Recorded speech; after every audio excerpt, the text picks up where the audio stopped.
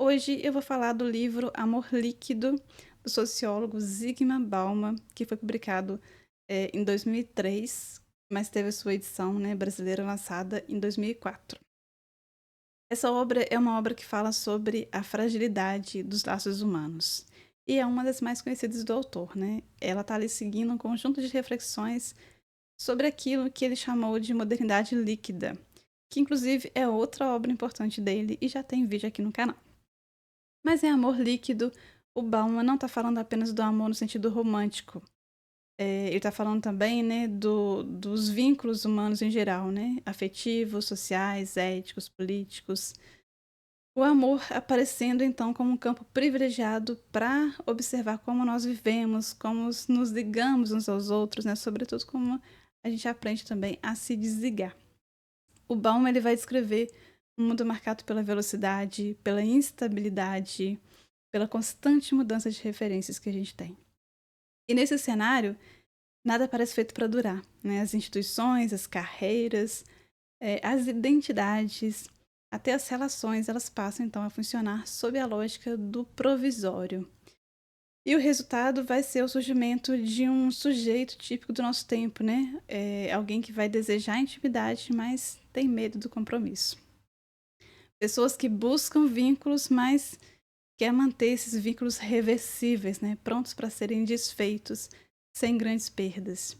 E aí o ponto central do livro vai ser essa ambivalência afetiva, né? Nunca se falou tanto em amor, né, em relacionamento, em conexão, mas também nunca foi tão difícil sustentar laços duradouros, né? As pessoas elas oscilam entre o medo da solidão e o medo de perder a própria liberdade. Estar junto parece que é desejável, que é algo que a gente quer, mas estar ligado demais parece ameaçador.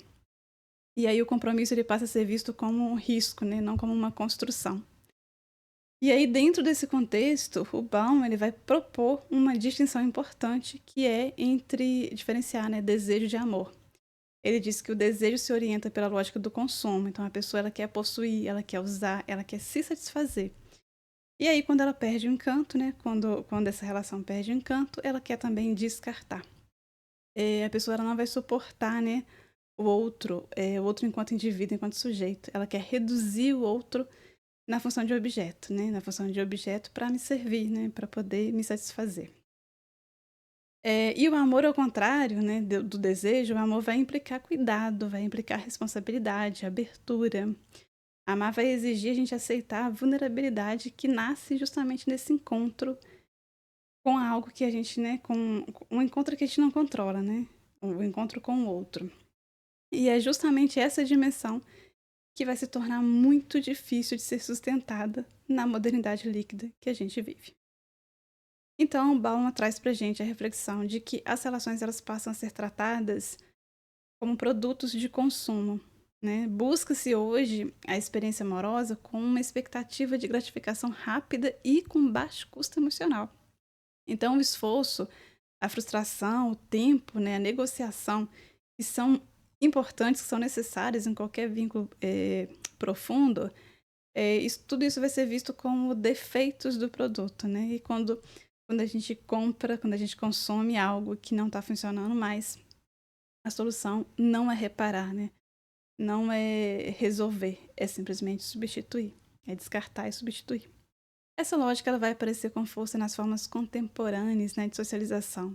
O Bauman ele vai observar que nós não falamos tanto mais em relacionamentos, mas em conexões.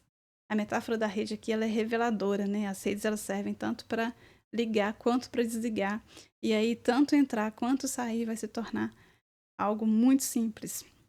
O valor está mais aí na flexibilidade, né, e não na permanência. É a facilidade do deletar, né, do delete, que é muito comum nas interações virtuais, né? E isso acaba contaminando também as nossas relações presenciais, né? Criando uma cultura da evitação do confronto, né? Da evitação da dor, da responsabilidade. A gente evita a responsabilidade afetiva. Até mesmo, né, na experiência de parentalidade, né, a gente tem essa lógica, né, a relação, né, com os filhos também foi atravessada, né, por essa lógica. Os filhos hoje eles deixam de ser uma parte natural da continuidade da vida para se tornar ali projetos, né, eh, altamente calculados, né, carregados de expectativas, né, de custos, de ansiedade. A paternidade e a maternidade, para ele, passaram a ser vistas, então, sob esse medo constante, né, de perder a autonomia, de perder o conforto, o controle, né, e isso vai gerando uma insegurança, muito mais do que, né, pertencimento. O Baum, ele vai ampliar essa análise, então, para além da vida íntima e vai mostrar como que a fragilidade, desses laços privados, né, vão repercutir também na esfera pública.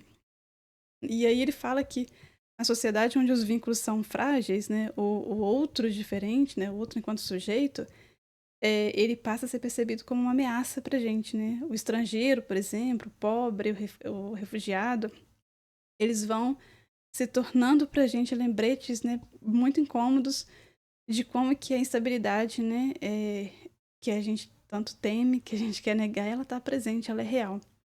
E aí vão surgir políticas e espaços de exclusão, né, que são os muros físicos, os muros simbólicos também. Nós temos, por exemplo, hoje, né, os condomínios fechados, a gente tem as cidades fragmentadas, né, movidas ali pelo medo do contato, pelo medo do outro. E aí, nesse ponto que o Obama vai retomar pra gente uma questão ética muito importante, que é a dificuldade que a gente tem hoje de amar o próximo. Ele até retoma, né, ideias que Freud já tinha discutido sobre o grande desafio da ideia de amar o outro como a si mesmo, né, de amar o próximo como a si mesmo. Porque amar o próximo é amar de verdade, né? Não porque o outro é útil pra gente, porque tem algo a nos oferecer, tem como satisfazer uma necessidade nossa. Mas amar o outro por quem o outro, né, por quem o outro é de verdade, isso é algo que é muito difícil, né, e ainda mais hoje numa cultura que está sempre exaltando a competição, né, a sobrevivência individual, o desempenho, parece até absurdo. Mas é um gesto também humano, né, é uma capacidade humana que a gente tem e a gente precisa pensar sobre isso. Então, O Amor Líquido, ele não é um livro nostálgico, né, não é um livro moralista. O Baum, ele não está propondo pra gente um retorno a um passado, né, que tenha sido melhor, né, ele não está idealizando as relações antigas. Ele está apenas trazendo pra gente um alerta, né, fazendo a gente pensar que ao transformar, né, todos os vínculos que a gente tem em experiências descartáveis, né, a gente corre o risco de perder aquilo que na verdade nos constitui como sujeitos éticos, como seres humanos, né, que é a capacidade da gente sustentar o encontro com o outro, com tudo o que esse outro traz de imprevisível, que esse encontro, né, vai trazer de imprevisível, de desconfortável, né, de transformador. No fim, o livro está nos convidando a pensar se a liberdade de não se comprometer compensa o preço de viver na solidão permanente.